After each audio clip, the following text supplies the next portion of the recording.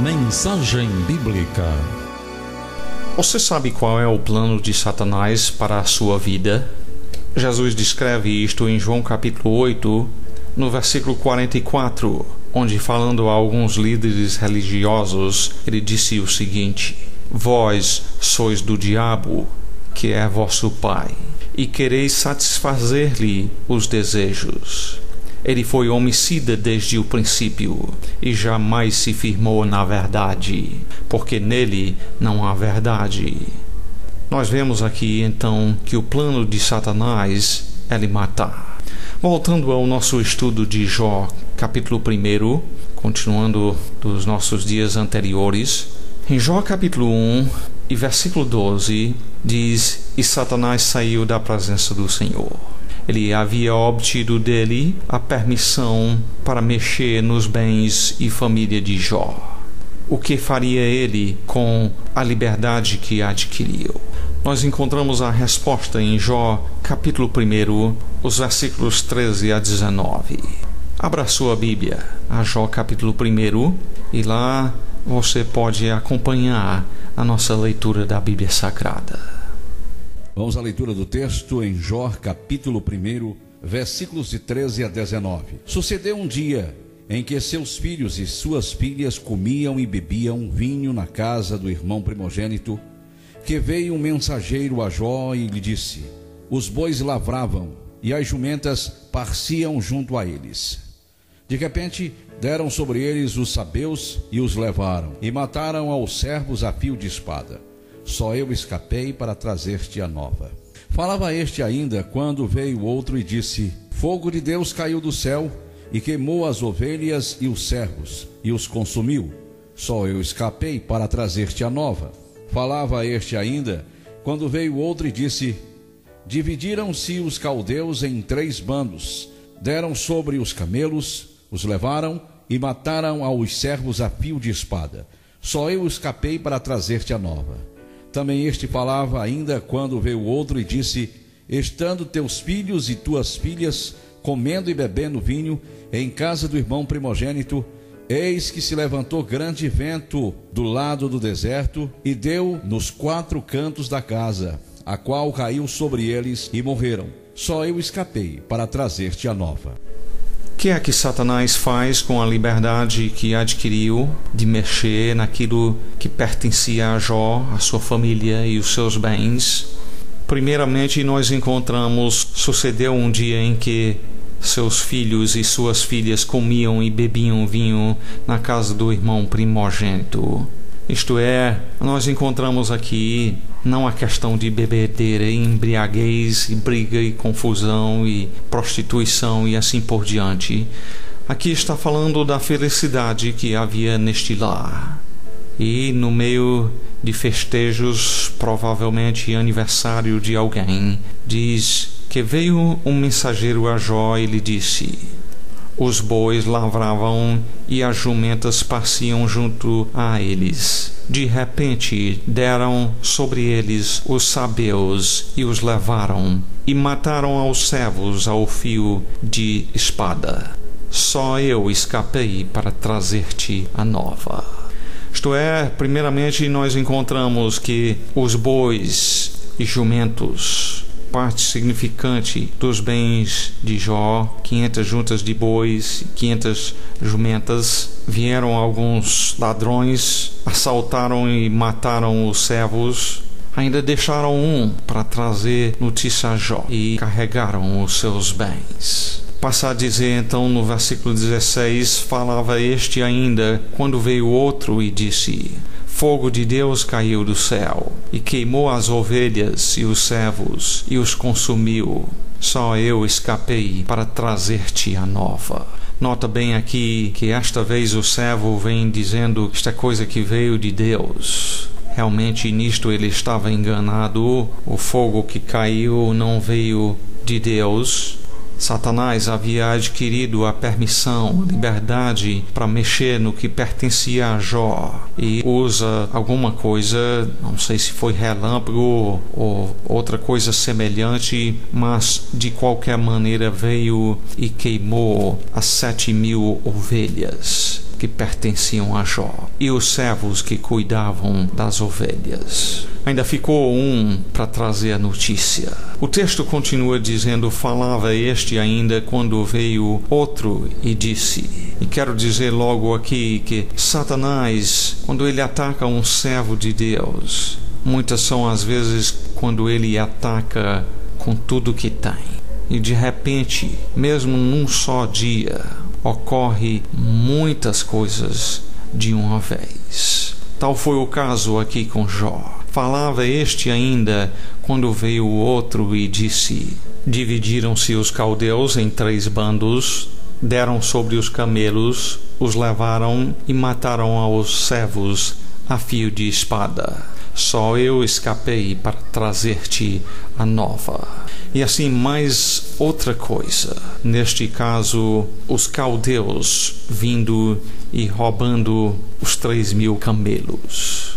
Mas como que isto não bastasse, ainda diz no versículo 18, também este falava ainda quando veio outro e disse, estando teus filhos e tuas filhas comendo e bebendo vinho em casa do irmão primogênito, eis que se levantou grande vento da banda do deserto, e deu nos 4 cantos da casa, a qual caiu sobre eles, e morreram. Só eu escapei para trazer-te a nova. Acredito que quando o 4º mensageiro chega a Jó, Jó já espera notícia má. Cada um que vinha trazendo notícia de roubo, notícia de morte e desgraça. E como que não bastasse a destruição dos seus bens, em cima disto, e por último, acumulando assim as dificuldades, vem a morte dos seus 10 filhos, 7 filhos e 3 filhas. Estavam no meio de um tempo de festejos na casa do primogênito, quando veio um grande vento e destruiu aquela casa, derrubando-a sobre eles, e todos morreram. E o servo continua dizendo, só eu escapei para trazer-te a nova. Vem o mensageiro para comunicar a desgraça ocorrida. Deixa eu só mencionar aqui que pessoalmente, em 1992, Deus levou uma filha nossa. O nome dela era Esperança. Nós havíamos viajado no final de semana lá nos Estados Unidos para falar sobre o trabalho de Deus aqui no Brasil. Estávamos numa igreja nova. A Esperança tinha 6 meses de idade, muita alegria, muita animação, andando no andajá. Ela era muito sorridente. Nós chegamos em casa após a meia-noite daquela viagem, em novembro, lá nos Estados Unidos, tempo frio. Minha esposa levou a menina e levou para o berço, ela mesmo dormindo. E quando eu fui buscá-la bem cedo, encontrei ela morta. Nesse tempo, o que é que a gente faz? A gente não esperava isto. A menina estava com saúde do que nós sabíamos. E mesmo a autópsia não revelou nenhum defeito qualquer. O exame foi feito dos pés à cabeça e nada encontrado de problema. Mas morreu. Como é que Deus quer que um servo dele haja nesta hora? Foi nessa hora que pensei de Jó. Aliás, a minha dor era grande, mas a Esperança era a minha 7ª filha. Deus tinha me deixado ainda com 6. Jó perdera os 10 filhos, todos num dia só. Como foi que este homem reagiu diante de tal crise? Eu fui buscar então em Jó resposta para como reagir diante desta situação. E encontrei isto nos versículos de 20 a 22. Dê atenção enquanto é mais uma vez lido para você, Jó 1, de 20 a 22. Tem muito aqui que nós podemos aprender de Jó. Note primeiramente a tristeza de Jó. Diante de tudo o que ocorreu, diz: então Jó se levantou, rasgou o seu manto, rapou a cabeça e lançou-se em terra. É natural que houvesse tristeza. Muitos dos seus servos tinham morrido, mas além disto, os seus 10 filhos, os seus animais tinham sido mortos ou então roubados. É natural que Jó sentisse tristeza diante disto. E ele expressou isto raspando a cabeça, lançando-se em terra, rasgando a sua roupa. Mas olhe que a continuação não é o que se esperaria. Diz: e adorou. Satanás havia dito: Deus, Jó te serve meramente por aquilo que tu dás a ele. Tira os seus bens e ele vai blasfemar contra você. Mas a reação de Jó foi adoração. A adoração foi expressa nestas palavras que seguem. Ele adorou dizendo: nu saí do ventre de minha mãe e nu voltarei. Ele começa falando sobre a sua vida aqui na terra, dizendo que quando nasceu, nasceu nu, e reconhece que quando morrer também não vai levar nada. Realmente, tal é o caso de todos nós. A pessoa pode nascer numa família rica, mas nasce nu. Do mesmo jeito que um nasce numa família bem pobrezinha, também nasce nu. E quando o pobre morre, ele não tem o que levar, mas também mesmo o rico, que tem muito, também não o leva. E Jó reconheceu isto. E por isso ele continua dizendo a resposta desta pergunta: de onde veio tudo aquilo que eu tinha então? A resposta é: o Senhor o deu. Um dos segredos de contentamento na vida é reconhecer que tudo quanto nós temos veio da mão do Senhor. Seja isto muito, como era no caso de Jó, ou seja bem pouquinho, nós precisamos reconhecer que os bens que temos nesta vida são vindas do Senhor. O Senhor o deu. Talvez de atrevido alguém diga: ah, mas eu tenho um físico forte, eu trabalhei muito para ganhar isto. E você fez este corpo? Você o sustenta com vida? Obviamente não. Então não seja orgulhoso e não diga: foi eu que fiz isto. Talvez dizes: ah, mas eu sou muito inteligente, eu trabalhei muito nos estudos e por isso ganhei o que ganhei. Quem lhe deu a mente que você tem? Não foi o seu Criador? Reconheça isto, porque nós podemos perder isto de um momento para outro. Jó reconheceu que tudo quanto ele tinha veio do Senhor. E, aliás, sendo dele, ele tem o direito de também distribuir como quer. Para um ele dá muito, para outro ele dá pouco. Que direito temos nós de reclamar quando a nossa própria vida depende dele? Se não fosse por ele, nem a vida nós teríamos. O segredo do contentamento, que aliás é a ordem do Senhor, começa com reconhecer tudo como vindo do Senhor. O Senhor o deu, disse Jó, e o Senhor o tomou. Ele reconhece que mesmo que bandos de ladrões passaram por lá e roubaram alguns dos seus animais, ele conhece o seu Criador como sendo soberano. Que mesmo as más coisas que são feitas aqui na terra, roubo é ofensa contra Deus, mas ele vê até nisto a mão do Senhor.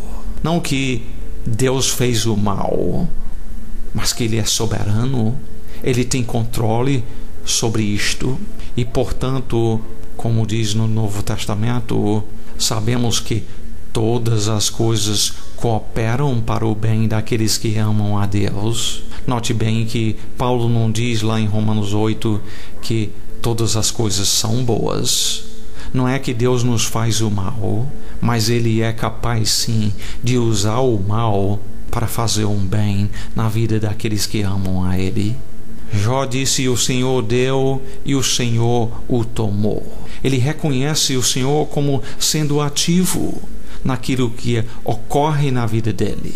E note a conclusão: bendito seja o nome do Senhor. Tão longe das palavras de blasfemar o Senhor ou amaldiçoar o nome do Senhor. Não, do contrário, Jó diz: bendito seja o nome do Senhor. Louvado seja o Senhor. Não é que eu compreendo tudo isto, mas eu sei que Deus é soberano. Eu conheço a Ele o suficiente que eu sei que o meu Criador está em domínio. Ele tem tudo sob controle. Talvez Ele não faz o que Ele faz como eu faria, mas também eu não sou o Criador. Eu não tive a sabedoria de criar tudo isso, e por isso eu confio nele. Eu confio na bondade dele e louvo a Ele mesmo diante desta crise. A Bíblia diz: em tudo isto Jó não pecou, nem atribuiu a Deus falta alguma. Este é o comentário de Deus. Deus mesmo diz que Jó não disse nada errado aqui. Ele não pecou no que disse. Ele não atribuiu a Deus alguma falta. Ele não estava errado em dizer: o Senhor o tomou, porque efetivamente foi Ele. Olha, vai fazer toda a diferença em nossas vidas quando enfrentando as dificuldades que vêm, seja a morte de uma filha, como no meu caso. É possível reagir de uma maneira agradável a Deus, mesmo diante disto, quando se conhece a Deus como soberano e quando temos a certeza da sua bondade, de que seja lá o que Ele fizer, posso ter a certeza de que todas as coisas cooperam para o bem daqueles que amam a Deus. Tal foi a confiança de Jó. E diante daquilo que veio de crise na sua vida, creio que a satisfação de Deus ainda foi maior no seu servo após isto. Você que está sofrendo, estás bendizendo o nome do Senhor no meio da sua aflição. Seja como Jó e reconheça a soberania de Deus e a sua bondade, mesmo no meio da sua dificuldade. Que Deus vos abençoe e ajude a fazer assim.